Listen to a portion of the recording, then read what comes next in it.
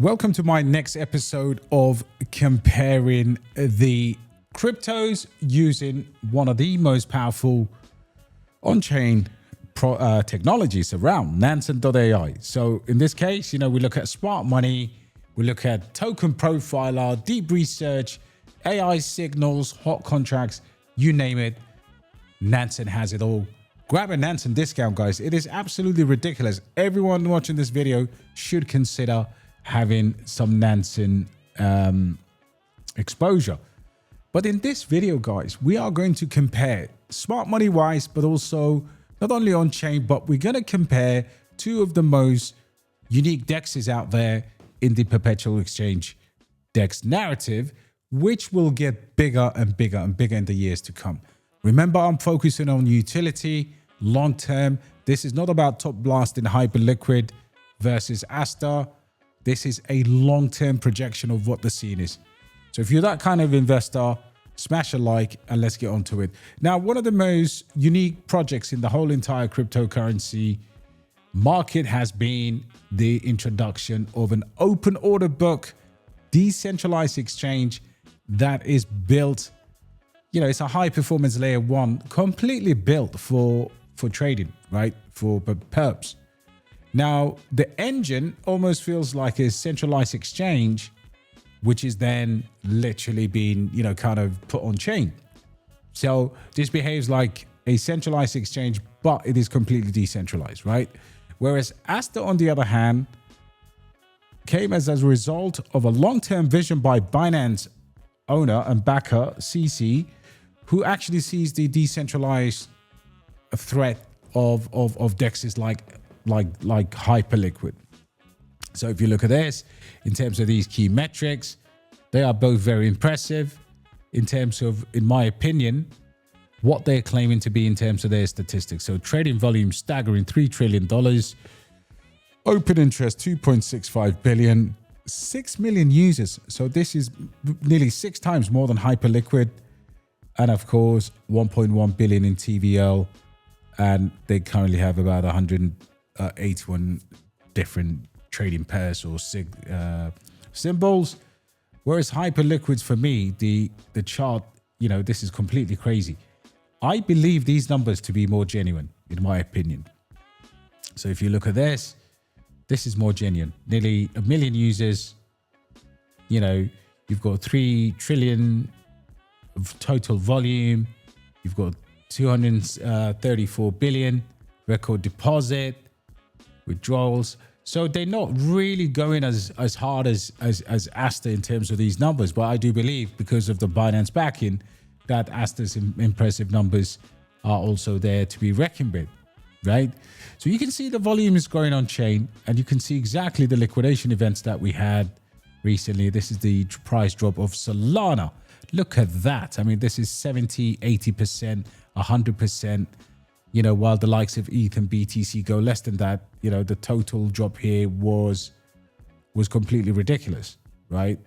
It is absolutely insane. So in my opinion, these are the on-chain metrics. Actually, Nansen has a module that's going to be inbuilt into Aster, and of course, a module that's been built into the back end of the APIs for the perpetual trades that will be coming to Nansen. And this is going to be absolutely ridiculous. So if you look at Nansen here, guys, what you see is integration with Hyperliquid and spot and perpetual DEXs.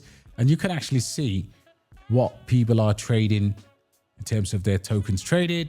And of course, within that, you can also see what the position size of these traders are. So for example, if we look at this Hyperliquid trader here, they've traded Aster several times, long and short. So you're actually seeing what's going on chain. This is a powerful tool. This is already changing the way I trade. And these are real trades. I mean, look at the trading volume here, 7 million. Of course, you get your funding rate and P&L size. That person's just made $500,000 on that short on BTC. Thank you very much. And you can actually specifically go into individual details. But we are here to check the spot metric. Smash a like if you enjoyed the video. So here's what we're going to do, right? we are going to go compare these two giants. So the first thing I'm going to do is take the smart contract and go straight into my Nansen, where I go to my token sniffer or token search even, and I'm going to drop that smart contract here. Now, some of the metrics we're looking for here are things like smart money rotation. We're looking for things like accumulation phases. We're looking at holders, and we're genuinely looking at the chart. So you can see this chart came up and has pretty much bottomed around this below $1. Of course, right now the market is incredibly depressed. So you've got price approaching again, market cap dropping, and I'll tell you the reasons why this is happening as well. But the volume is picking up slightly. Buy volume, sell volume, and this is purely on-chain data, guys. And then what we see here on the 17th of September next year, we will have a major supply unlock there, but we will also go and look at that in more details. 0.2 team supply, so team supply coming out next year, not too bad at all. Liquidity is very strong, decent amount of holders on chain, and snipers are mostly out, apart from the some early snipers. So 40 remain out of 99. So yeah, these are the ones. 34 still sold all, 25 have transferred out, 18 bought more, 17 sold part, and of course 5 hold. Now you can, this is highly centralized project, and then what we need to do is do holder analysis. Okay, so 2% supply distribution, that's incredible. This is highly centralized, right? Top holders are quite concentrated. Having said that, if it's a supply control in terms of the hands of Binance, then what you need to do is always remember that, because sometimes these kind of projects are kind of, they are supply control. I'm not saying it's a good thing not to be decentralized, but this is a violent number here. The score that they get is just 2, and 85% held by insiders and mostly by Binance. Okay, so there you have 85 supply held by fresh wallet, usually retail, very small amount. Of course, medium it doesn't really matter here. And the total number of large wallets, basically out of the 10 billion, they hold 7.8 billion. So this is a very highly centralized cryptocurrency, if you're really happy with that. Having said that, the smart money purchase or smart money count has actually gone up. Smart wallet are holding, the balances are being held a lot more. So you can see here, no one's selling. Nobody's selling it. You're like, DXB, what do you mean? No one is selling this. Balance is being held and held and held and held. And of course, that is absolutely insane. I do like the look of that. And of course, you can see here, balance has remained relatively high, regardless of token price. That's pretty good for it. So far, doesn't score well on the centralized distribution score. We've got 2 out of 100. Not really good. Having said that, it's highly centralized, but look at the concentration of smart money. And of course, all your favorite influencers, the public guys, have basically 90% of those influencers have sold, right? You can see they've dumped their balances here spectacularly. So it's absolutely insane, but that's the picture of it.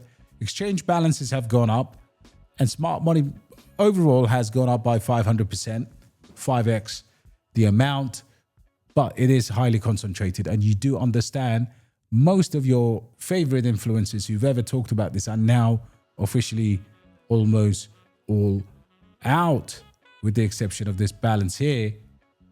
That's very minimum. Okay, so that's Aster for you. Scores 2 out of the potential, 2 out of the potential 100, but that's expected because of the fact that Aster is highly centralized project. On the on the other hand, if you look at Hyperliquid, so let's go search, see if we find the Hyperliquid contract here.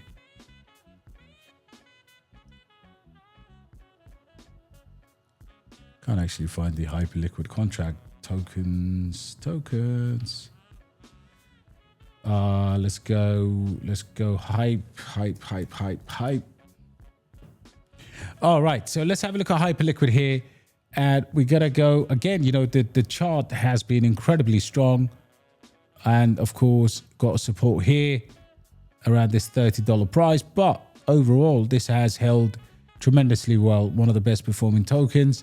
However, you got to remember, this is probably more of a bear market hit list. So if you look at what's happening here, this is the perpetual Hyperliquid here. I think let's go to spot to make it fair. So if you look at the Hyperliquid here, price obviously is coming down. Chart looks great because this chart is one of the strongest in crypto. And of course, you've got to remember that this is a $14 billion project. And circulation total supply out is 27 million at the moment. Fully diluted 39 billion.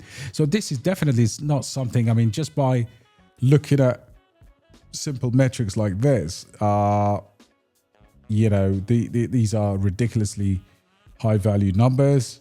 And circulation as well, 270 million out of a billion. So next unlock is pretty much very imminent, right? Unlike the data that we had on Aster, 2 billion versus 14 billion, that point goes straight into the hands of Aster for sure. In terms of let's go with the holders. Let's have a look at holders here. Where can we see holders? So let's go flow of intelligence. Actually, look, money flow hasn't been a problem. Public figures, 3 wallets are left in the entire kind of public figures, public wallet scope. And, you know, of course, you know, public, you know, figures, they get their tokens or whatever. They talk about it, then they sell it. That's the normal thing, but that's what's happening right now. And in my opinion, just looking at these metrics, this is definitely a bear market hit list. So while I will buy Hyperliquid in a bear market bottom because of the fact that it will grow and it will compete with, you know, with these other massive cryptocurrencies like Aster and decentralized DEXs, I honestly believe right now, in terms of the spot situation at $14 billion market cap, you know, well, wallets are there, you know, like, yeah, well, still one wallet holding significant amount, but this is definitely fresh wallets have been aping in as well. So you've got about $500 million, $457 million of fresh wallets.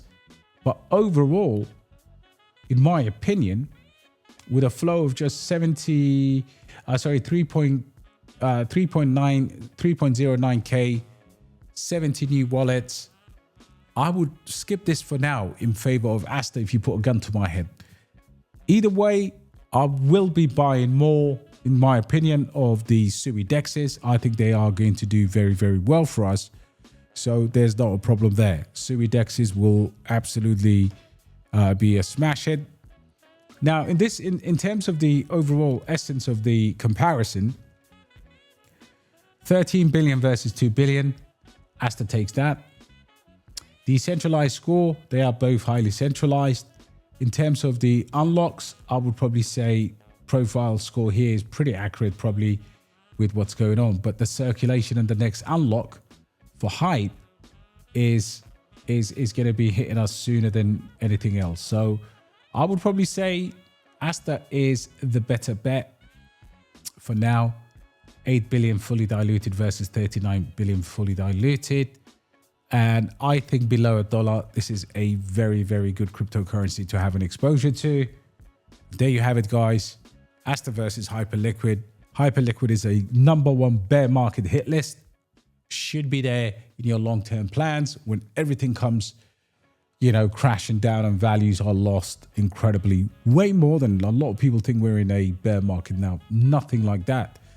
I think Aster could do a very good 5 to 10x, in my opinion. Or even if it comes down so low to the point where we can scoop some more, could also work very well as a leverage play.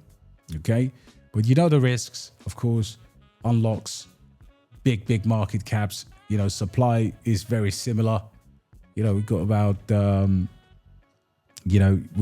another maybe 6 months of the bull market left, so you never know where it goes. But there you go, guys. Aster versus Hyperliquid. Aster wins round 1. And let me know what pairs you want me to compare next time with smart money. I hope you like this video and this content. Take care, guys. I'll catch you on the next one.